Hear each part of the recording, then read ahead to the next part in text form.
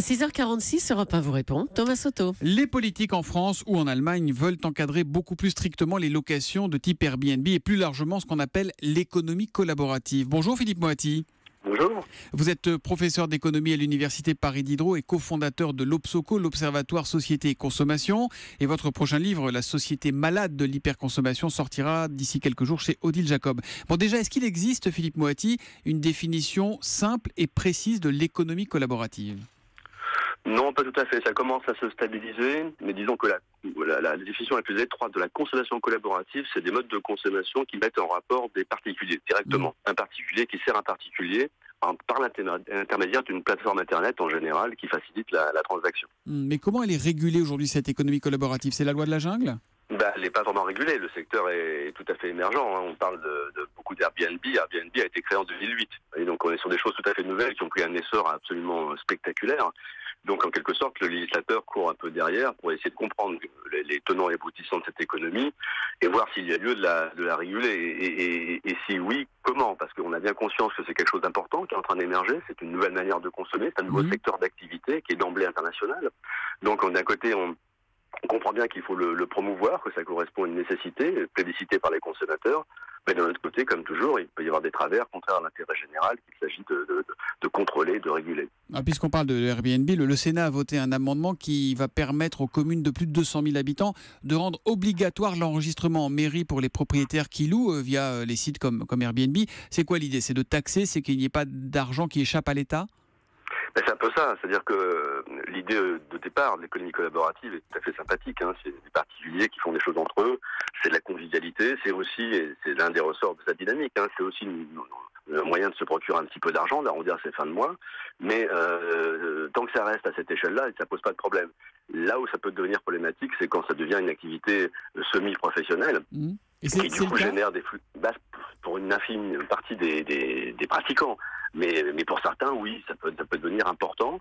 Et là, du coup, il y a un problème d'équité par rapport au fisc. Si ça génère des flux de revenus importants, on ne comprend pas pourquoi ces revenus échapperaient à l'impôt et échapperaient aux cotisations sociales qui frappent toutes les autres catégories de revenus. Donc il y a quelque part quelque chose de légitime derrière la préoccupation du gouvernement, notamment du Sénat, d'encadrer ce genre de choses pour éviter les dérives.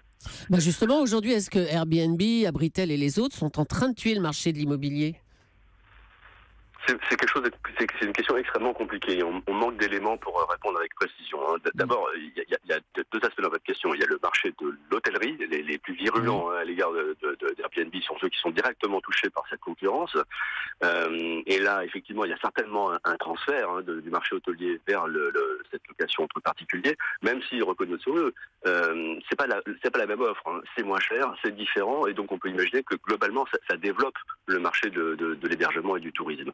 Ensuite, il y a la question plus particulière de l'immobilier dans les grandes villes, où effectivement, les dérives dont je parlais tout à l'heure peuvent conduire un certain nombre d'individus à faire des acquisitions immobilières pour les mettre en location, tout simplement, parce que quand on loue une part importante de l'année, ça devient extrêmement rentable. Il y a des professionnels du Airbnb aujourd'hui, des gens qui ont 3-4 appartements et qui ne font que ça. Exactement. Donc je répète, c'est une infime minorité, mais ils peuvent, dans des marchés immobiliers tendus comme les grandes métropoles et en particulier sur Paris, ils peuvent intensifier cette tension et contribuer à faire augmenter les prix et en tout cas à assécher le marché pour la location ordinaire. Là où déjà il y a des problèmes. Donc on peut comprendre aussi que localement, les collectivités, notamment les communes, puissent s'émouvoir de la dérive de la pratique. Encore une fois, c'est pas le principe, c'est la dérive de la pratique qui peut avoir des effets pervers. Et on précise qu'à Paris et à Chamonix notamment, maintenant ceux qui louent Airbnb payent la taxe de séjour. Ça a rapporté 4,6 millions depuis octobre 2015 à la mairie de Paris. C'est normal. À la question est-ce une chance ou un problème, le patron de Century 21, Laurent Vimon, répond sur Twitter avec un peu d'humour, ça dépend pour qui. Mais Philippe Moati, est-ce qu'on ne voit pas là, en fait, le modèle Uber et ses taxis se répéter avec l'immobilier ? Oui et non. Je crois qu'il faut vraiment. On parle beaucoup d'économie collaborative en mélangeant les choses. Quand il s'agit de mettre en relation des particuliers qui échangent entre eux par l'intermédiaire d'un site, il y a pas de problème. Là où ça commence à devenir problématique, c'est quand l'économie collaborative, ça met au travail des quasi-professionnels, en fait. En face d'un particulier, il n'y a pas un autre particulier, mais il y a quelqu'un qui exerce cette activité pour en tirer un revenu conséquent qui est nécessaire à son train de vie.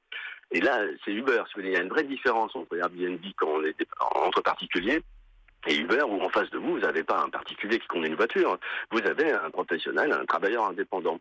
Donc derrière le côté très sympathique de l'économie collaborative, il y a malgré tout une dérive du marché du travail, une attaque du rapport salarial auquel on est tous un peu attachés, au profit d'une société d'indépendants où le risque repose sur la personne. Alors c'est très sympathique parce qu'on a l'impression d'être libre de son activité professionnelle, mais en fait l'entreprise se défausse sur l'individu de tout le risque associé au travail. J'ai une dernière question, Philippe Moati, posée par Sandra sur Europe1.fr, parce que l'économie collaborative, ce n'est pas que l'immobilier. Elle nous demande, les revenus gagnés sur le Bon Coin doivent-ils être déclarés aux impôts ? Non, aujourd'hui non, ça fait partie des sujets en discussion. Et en même temps, là, on voit les difficultés. Autant on peut comprendre que les revenus gagnés avec le covoiturage ou Airbnb puissent être déclarés, parce que c'est un revenu net. Autant ce que vous gagnez quand vous vendez des produits d'occasion, ça pose problème. Vous avez vendu un produit qui vous appartenait. Donc c'est pas un revenu net, vous avez cédé quelque chose pour récupérer de l'argent. Donc ça deviendrait taxable si vous aviez acheté des marchandises pour les revendre. Vous étiez devenu commerçant.